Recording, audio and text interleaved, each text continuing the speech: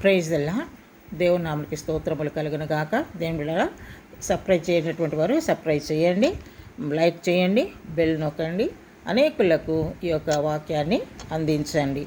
మీరు రోజుకు ఇద్దరికైనా ఈ యొక్క వాక్యాన్ని అందిస్తే ఇద్దరికి మీరు సువార్త ప్రకటించినట్లు, నాతో పాటు మీకు కూడా దేవుని యొక్క బహుమానము తప్పకుండా కలుగుతుంది. దేవునికి స్తోత్రం. హల్లెలూయా. దేవుని బిడ్డ, మనుషులు నిన్ను అనేక రకాలుగా బాధించి ఉండవచ్చు.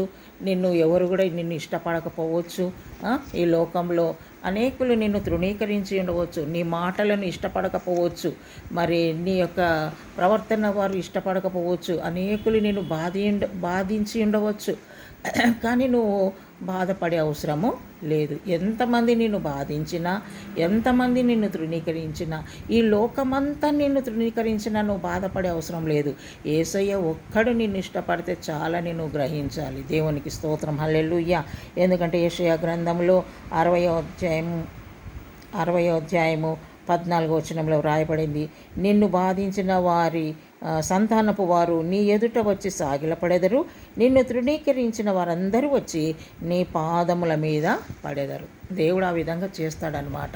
నిన్ను ఎంతమంది అయితే తృణీకరించిండ్రో, నిన్ను ఎంతమంది అయితే బాధించిండ్రో వారందరినీ దేవుడు ఏం చేస్తాడంటమ్మా, నీ కాళ్ళ దగ్గరికి తీసుకొస్తాడంట. అది నువ్వు వాళ్ళను చూసి నువ్వు బాధపడడం కాదు, వాళ్ళు అలాగన్నారు ఇలా అన్నారని నువ్వు ఏడవటం కాదు, కానీ అలాంటి వాళ్ళందరి కొరకు నువ్వు ప్రార్థన చెయ్యి, అంతే.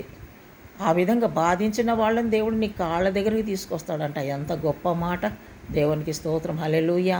ఎంతమంది నిన్ను తృణీకరించారో, ఎంతమంది నిన్ను బాధించారో వారందరినీ దేవుడే నీ కాళ్ళ దగ్గరికి తీసుకొస్తాడంట. కనుక నువ్వు ధైర్యం కలిగి ఉండు. ఎవరు బాధ పెట్టినా నువ్వు బాధపడదు, ఎవరు నిన్ను తృణీకరించినా నువ్వు దుఃఖపడే అవసరము లేదు. దేవుడి కొద్ది మాటలు మన ఆత్మీయులకి దీవించునుగాక. ప్రభానికి వందనాలు.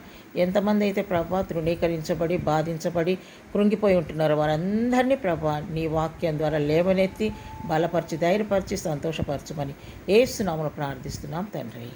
ఆమేన్. Praise the lord. God bless you.